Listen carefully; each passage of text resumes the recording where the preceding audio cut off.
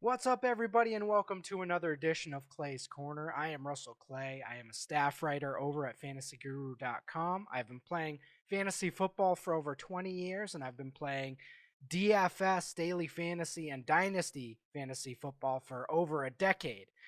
So I like to provide my experience and put that stuff I'm looking at into a weekly article called Clay's Corner, which addresses a wide variety of fantasy football and football related topics. Today's topic is going to be the 2021 wide receiver class. I'm going to be going through how this wide receiver class profiled, what players are standing out and maybe not standing out, maybe doing the opposite of standing out. We're going to talk about their rookie years, and also I'm going to discuss how they profile out into future years and what this class as a whole looks like. For all of that, all I ask, if you like this video, to give this video a like and also subscribe to the channel. I would really appreciate it. All right, guys, we're going to be looking at the 2021 wide receiver class as I talked about. As you can see on Pro Football Reference, I've already clicked on some of these names, but this wide receiver class has gotten a lot of people to take notice, especially at the top with Jamar Chase, Jalen Waddle, Devonte Smith, and Amon-Ra St. Brown. I would say Elijah Moore was well on his way to making a big name for himself before getting injured multiple times. So first, I think we should take a look back. This was the order of the draft in 2021. Tons of interesting situations these players landed on, both good and bad. And as with every wide receiver class, there will be questionable things that happened in terms of draft order, and also injuries that are going to take away at least a few players. I kind of think of it as take a few players off the board through no fault of their talent on their own. So let's look at this class. I mean, Jamar Chase was undeniable from 2019. I don't think we have to really look too hard at Jamar Chase, but, he was incredible.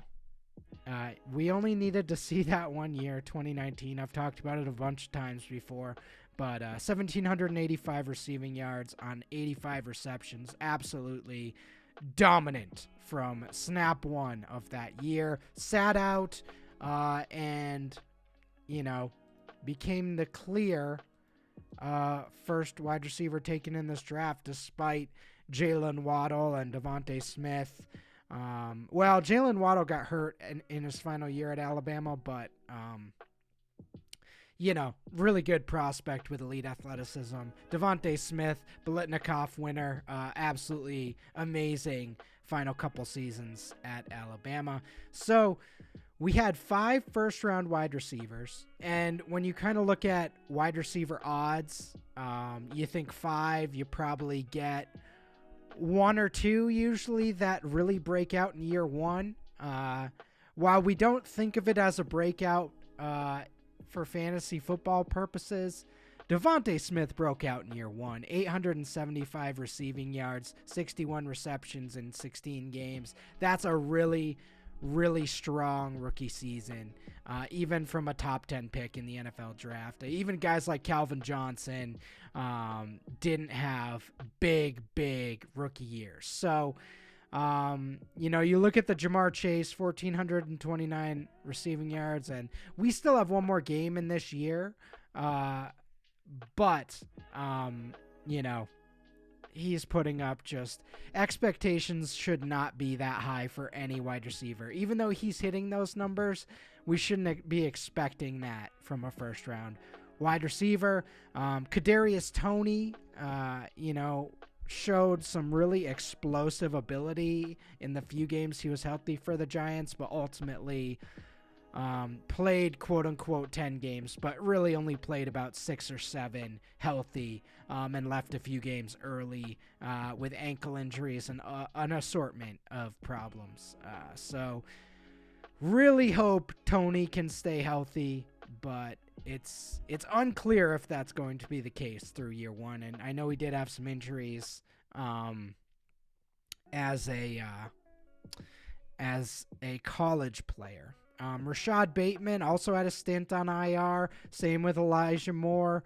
A lot of these guys are going to deal with injuries at one point in their career or another, but some players have to start dealing with them earlier. So that's just a reality of the situation. Both Bateman and Moore showed good signs of producing, but ultimately their rookie years were marred by injuries here. Rondale Moore, 54 receptions for 435 receiving yards, also 18 rushing attempts for 76 rushing yards. A really unique year one for him. We kind of knew he was a unique chess piece at Purdue, and it seems he's become that in the NFL as well. Ultimately, I like 500 yards from scrimmage in year one from him.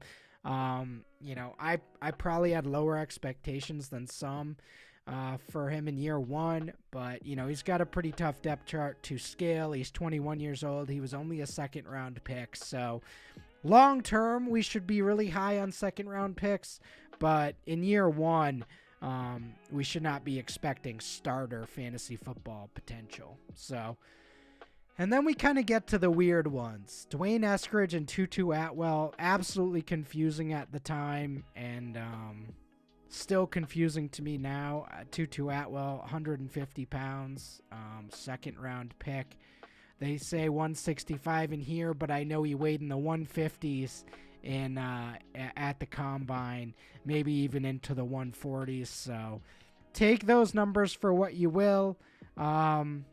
We'll see how he evolves in that offense over the next couple years. I'm not too optimistic from a fantasy perspective, but he certainly did have talent at Louisville, and I'll be curious. We kind of run down the rest of this list. As you can see, the top guys were all first-round picks other than Amon-Ra St. Brown, who we'll get into in a second.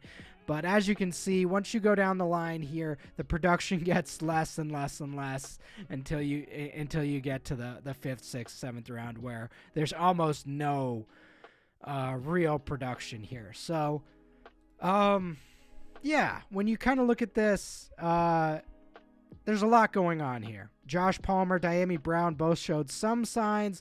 Palmer much more so than Brown. I still really like both long term, and am excited to see what they can do in year two.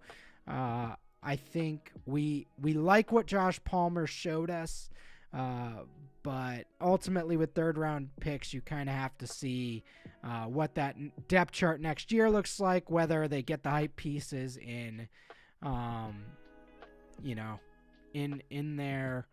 Oh boy, look at what I did. What a mess. All right, come on, baby. Here we go. Let's get it back. All right. Anyway.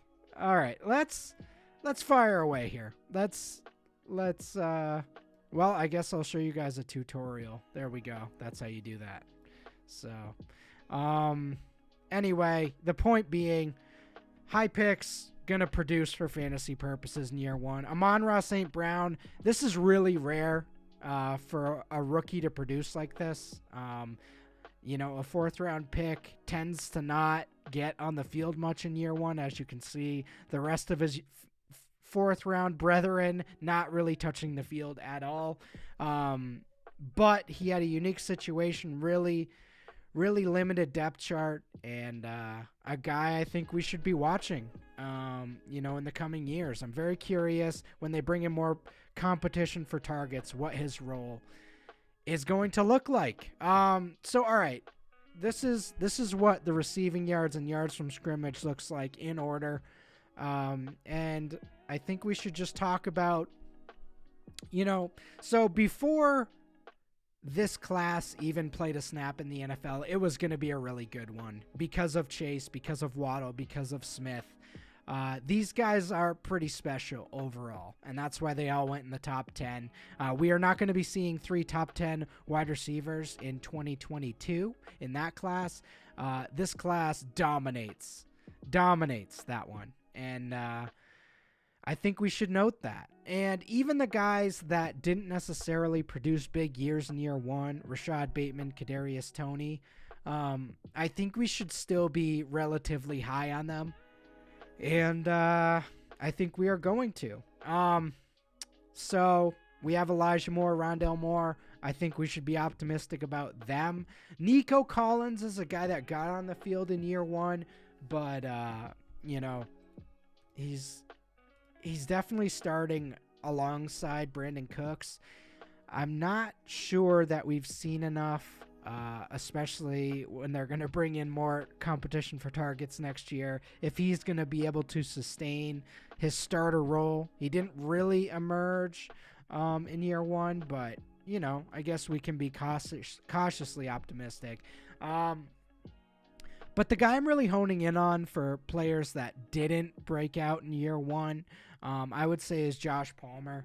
I kind of mentioned him before, but he's a guy that has gotten on the field. He subbed in for Mike Williams both a couple weeks and really produced in those weeks. And he's attached to Justin Herbert for his rookie deal, and I think we should be excited about him.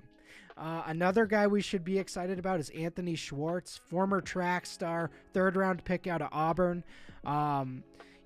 Got inconsistent usage in year one, wasn't really a big part of the passing game overall, but he did get some touches.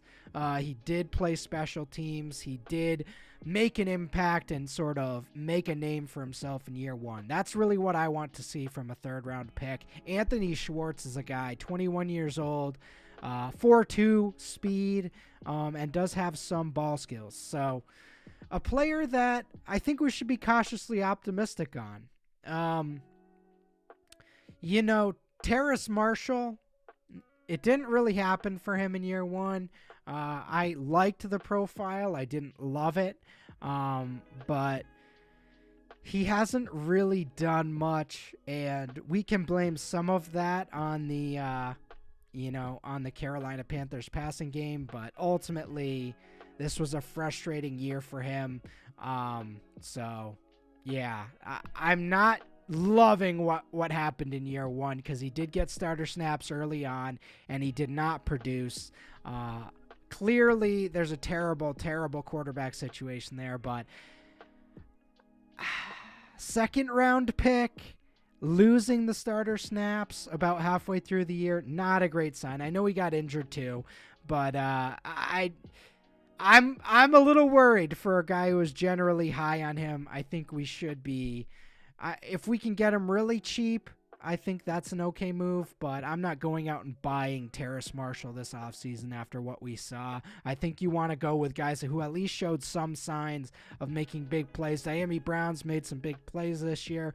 Josh Palmer's played starter snaps. Nico Collins. If we're looking for later round guys, that's kind of the lane I'm going down here. So that is the 2021 wide receiver class, and yeah, thank you all for tuning in to another episode of Clay's Corner. As I said, if you like the information provided today, please give the video a like and also subscribe to the channel. And hey, if you want to, there's a bunch of stuff on here I think you would like. Lots of Rashad Penny content right now, and a lot of other good stuff pertaining to Dynasty and fantasy football as a whole. Check it out.